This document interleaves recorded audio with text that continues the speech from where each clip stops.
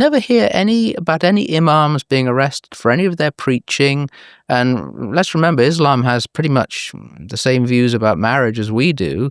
But Christian street preachers are regularly being arrested now. I'm going to have to pick you back up on the Islam and Christianity having the same views on marriage. Well, but similar. But think of some pretty. You can dig in, but yeah. But my point is, as you know, I've seen you speak on American TV as well about the sort of non-hate crime and all this sort of stuff. Someone just has to say they're offended.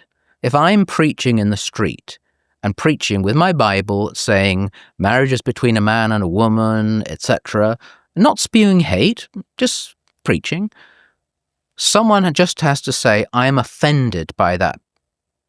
And I can be arrested. That's Britain. That's a reality. Incident. Yeah, it's a reality. Your point, I know what you're saying about Islam and Christianity. However, what I'm saying is that specifically, if you read, I think it's chapter 4 of the Quran, which regards to women and how they are treated, it is not equivalent to what's going on in Christianity. But you would have, for example, in many mosques or even, as say, street preachers, imams preaching in the street, pretty strong language about, for example, homosexuality. Or maybe on the topic of homosexuality. But you would not have them being arrested.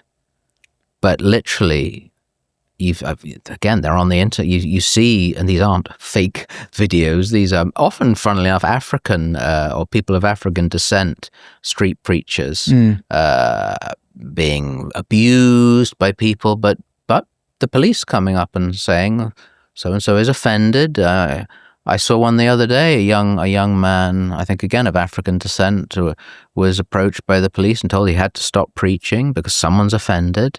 This is serious. Yeah.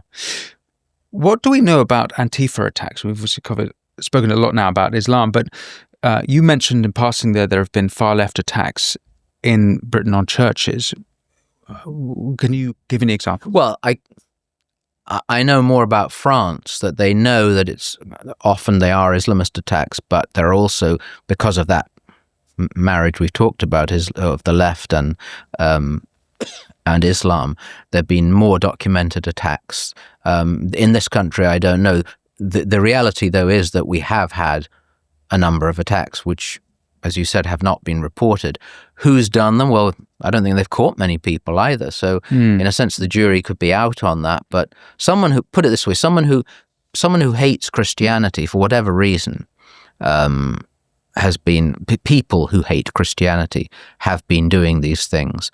And there is that peculiar marriage, which is probably to do with the church being, in theory, at least the only institution that upholds certain beliefs, and including human sexuality. That's one of the reasons, I think, why we get, for example, so much hostility from the media. Because I'm often asked when I'm talking to people about persecution of Christians across the world, well, why do you think the media doesn't take any interest?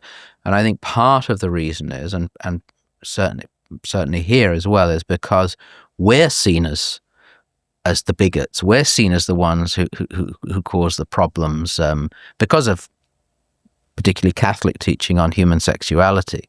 It's in the world of the elites, we're the ones who have the problems. Yeah, quite. I think this is a story we've covered, or a topic we've covered a lot on this show. Is if you look at the post-war period, and it's particularly look at the sort of founding philosophical fathers like Karl Popper, there was an anti-religion attitude at the end of the Second World War, which is bizarre because Nazism was anti-Christianity, but one of the wrong lessons taken from it was that these kind of myths and these delusions we tell ourselves are evil and they lead to totalitarianism.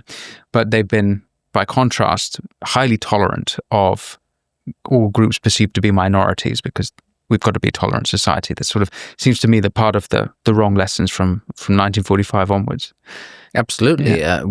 There's only one group that you're not tolerant of or allowed to be tolerant of, and that is Orthodox Bible-believing Christians. We're the one group, and that's not feeling sorry for ourselves. but it's reality that tolerance seems to have a certain point where that stops. It's back again to our values stuff, that orthodox with a small o Christianity is not really tolerated by the elites, for sure. Father Benedict, we've covered a lot of ground. It's been a sweeping conversation of over at least 3, maybe 4 continents. Is there anything that you'd like to bring attention to first in your work, but also anything that we might have missed that you were hoping to talk about? Well, as I said at the beginning, I'm very grateful to you, Winston, for covering this, because so many don't. Obviously, I'm a priest, so I always say prayer is a first resort, not a last resort. It's not weak, but Christians should be praying for their brethren, not just once in a blue moon, but regularly. In the Acts of the Apostles, St. Paul, when St. Peter is in prison, there's a great line in the Acts of the Apostles. St. Peter is in prison, and there's a line that says the church prayed constantly or continually, whatever the translation is. So we should be. That's something we should be doing that perhaps we're not doing enough of. But then, yes, there are other ways of supporting our brethren. My own charity, we do mini microfinancing to keep Christians in their own country so they don't migrate and stay in their homelands. Other charities do great work. But keeping it current, part of the problem, there was the former EU Commissioner for Religious Freedom, Jan Fiegel, had a great quote. He used to say, "Ignorance and indifference are allies of evil." Now, you can do something about ignorance.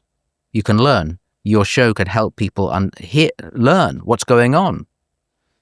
We don't know this. We've never heard this. Well, now you can say, I've heard it. Indifference is another problem. If you're indifferent, there's a real problem. But let's do something about the ignorance.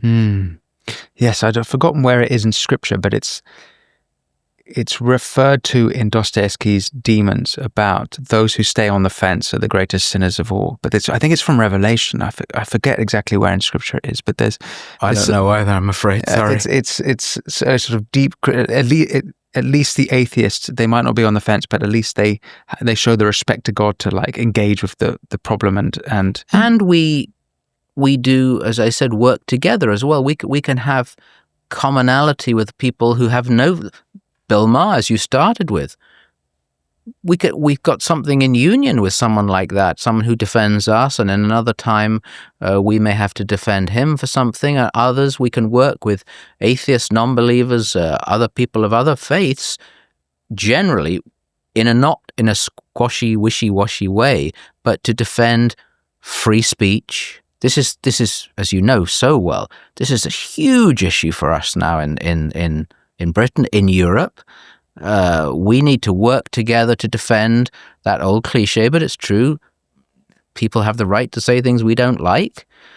This is a massive issue, and it's part of religious freedom. Yeah, absolutely. Thanks for watching this clip from the Winston Marshall Show. You can click here to watch the full episode, and for more clips like this one, don't forget to subscribe. And as always, be well.